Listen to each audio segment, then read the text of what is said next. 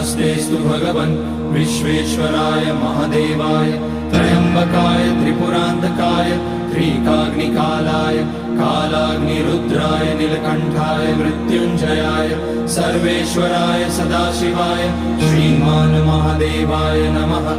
ॐ नमः शम्भवाय च मयोभवाय च नमः शङ्कराय च मयस्कराय च नमः शिवाय च शिवतराय च। ॐ त्र्यम्बकं यजामहे सुगन्धिं पुष्टिवर्धनम् उर्वारुकमिव बन्धनान् मृत्योर्मुक्ष्यमामृतात्।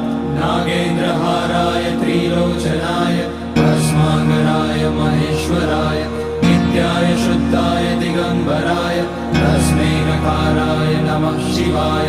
मन्दाकिनी सलिलचन्दन चर्चिताय नन्दीश्वर प्रमथनाथ महेश्वराय